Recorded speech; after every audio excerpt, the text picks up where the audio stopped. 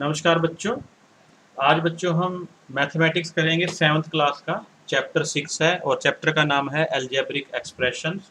ये सभी बच्चों के लिए है, जो चाहे वो एनसीईआरटी, सीबीएसई, एचबीएसई, एससीईआरटी कहीं भी पढ़ रहा हो। तो चलिए बच्चों स्टार्ट करते हैं एक्सरसाइज। जो हमारा फर्स्ट क्वेश्चन है वो है right the numeric coefficient of each term. यहाँ पर हमें जो न्यूमेरिक कोफिशिएंट है वह लिखना है हर एक टर्म के लिए। तो यहाँ पर आप टर्म्स देखिए, फर्स्ट है, इसमें टर्म है आपकी -5x² y²। तो बच्चों इसको अगर आप ध्यान से देखो, इसके दो पार्ट हैं। एक पार्ट है ये अल्फ़ाबेटिक पार्ट और दूसरा ये है न्यूमेरिक पार्ट। इसमें काउंटिंग है, आपकी जो नंबर्स हैं वो आते हैं। तो ये जो पार्ट है इसको हम वेरिएबल बोलते हैं। क्या बोलते हैं? वेरिएबल। और जो ये दूसरा पार्ट है ये आपका न्यूमेरिक कोफिशिएंट है। वैसे ही पता लग गया आपको न्यूमेरिक क्यों है ये, क्योंकि इसमें यहाँ पर जो वैल्यू है वो नंबर्स से है, तो ये न्यूमेरिकल कोफिशिएंट है।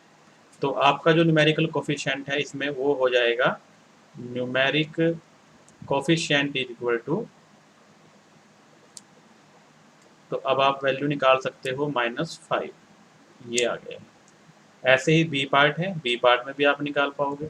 बी पार्ट अगर आप ध्यान से यहाँ देखते हो, ये वेरिएबल है और जो आपका न्यूमेरिक कोफिशिएंट है ये 3 हो जाएगा। ये आपका आंसर है।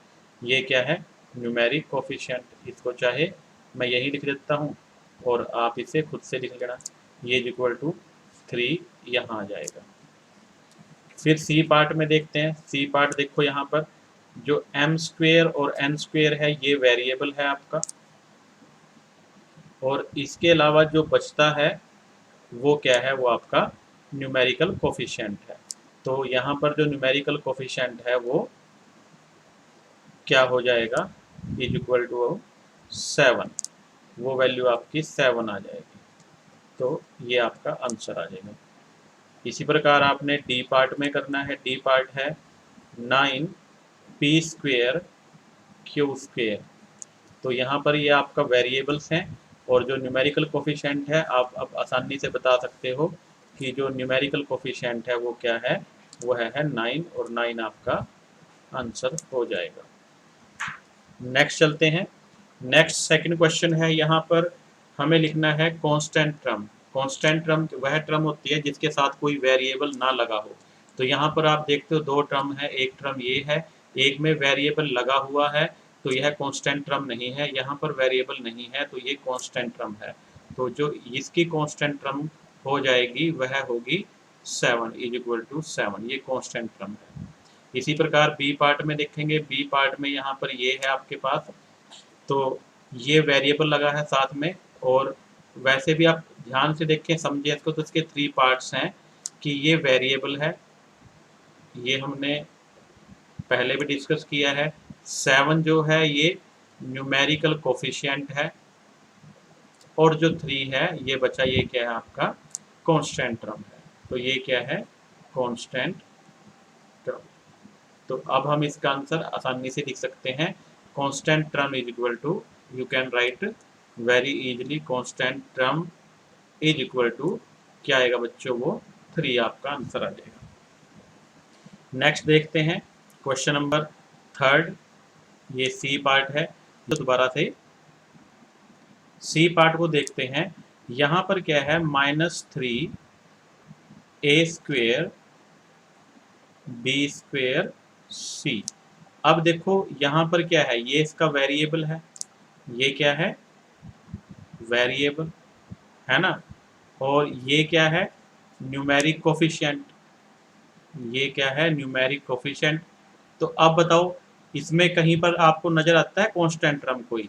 इसके साथ तो कोई कांस्टेंट टर्म है ही नहीं। तो जब कांस्टेंट टर्म नहीं है तो उसकी वैल्यू हम क्या लिख देंगे? 0।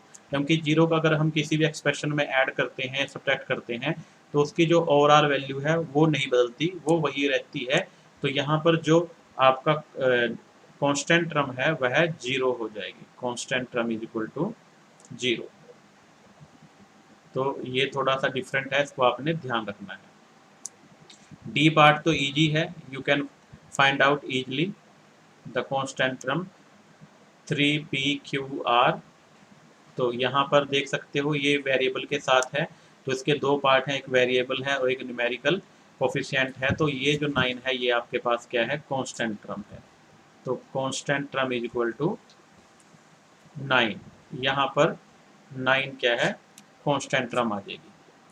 क्वेश्चन नंबर 3 की तरफ चलते हैं। क्वेश्चन नंबर 3 देखते हैं बच्चों, यहाँ पर क्या है क्वेश्चन नंबर 3 में, right the numerical coefficient of the following expressions. हमें जो नीचे अलजेब्रिक एक्सप्रेशंस दिए हुए हैं, हमें हर एक के लिए यहाँ पर कोफिशिएंट निकालना है, numerical coefficient.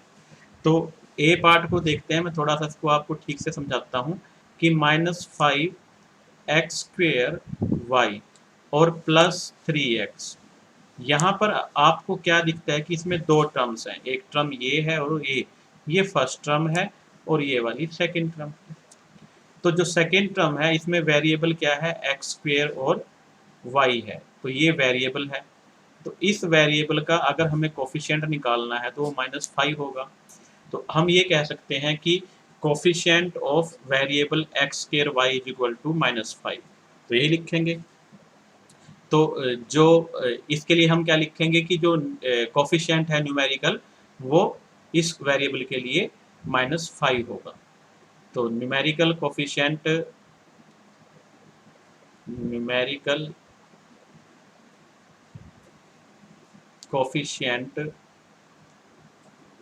Of term x² y is equal to -5, और इसी प्रकार न्यूमेरिकल कोफिशिएंट ऑफ x, जो आपके पास वेरिएबल x है उसका क्या होगा, +3। तो यहाँ पर जो कोफिशिएंट हैं वो न्यूमेरिकल कोफिशिएंट दो आ जाएंगे, एक -5 और दूसरा +3। इसी प्रकार सिमिलरली हम करेंगे बी पार्ट को, यहाँ पर 7a² b² और यहाँ पर है 3abc, ये स्क्वायर है बच्चों यहाँ पर। तो ये वेरिएबल है और यहाँ पर कोफिशिएंट क्या आ जाएगा, 7, और यहाँ ये वेरिएबल है और कोफिशिएंट क्या आ जाएगा, 3। तो ये +3 आ जाएगा। तो ये आपके पास क्या आ जाएंगे, न्यूमेरिकल कोफिशिएंट। ये क्या है आपके न्यूमेरिकल कोफिशिएंट आ जाएंगे, -7 और +3। सी पार्ट को देखते हैं। सी पार्ट में एक ही टर्म है और यहाँ पर ये वेरिएबल है, तो जो न्यूमेरिकल कोफिशिएंट है वो -4 बचेगा। तो -4 is the numerical coefficient. Numerical coefficient is equal to, वो आपका हो जाएगा -4। और इस टर्म को देखिए डी पार्ट में, डी पार्ट में ये -x² है, इसको हम ऐसे भी लिख सकते हैं, -1x²। क्यों लिख सकते हैं, क्योंकि अगर 1 से इसको टर्म को मल्टीप्लाई किया जाए तो जो उसकी वैल्यू है वो नहीं बदलेगी, वो वही रहेगी। 1 से मल्टीप्लाई करते हैं तो आप जानते हैं, हमने पीछे प्रॉपर्टी भी लिखी है कि मल्टीप्लिकेशन में अगर 1 से मल्टीप्लाई करते हैं तो वैल्यू अनचेंज रहती है। तो यहाँ पर ये आपका वेरिएबल है और -1 क्या बन जाएगा, न्यूमेरिकल कोफिशिएंट। तो यहाँ पर न्यूमेरिकल कोफिशिएंट किसके बराबर आ जाएगा, वो आ जाएगा -1 के। ये आपके आंसर आ जाएगा। तो इस प्रकार ये आपने देख लिया कि इसमें हम वेरिएबल, कांस्टेंट और न्यूमेरिकल कोफिशिएंट, इनको कैसे कैसे अलग अलग समझते हैं और लिखते हैं। तो इसी के साथ हम ये जो वीडियो है इसमें ये पार्ट करेंगे और नेक्स्ट क्वेश्चन हम नेक्स्ट पार्ट में लेकर आएंगे। सभी बच्चों का बहुत बहुत धन्यवाद। Thank you very much and have a nice day.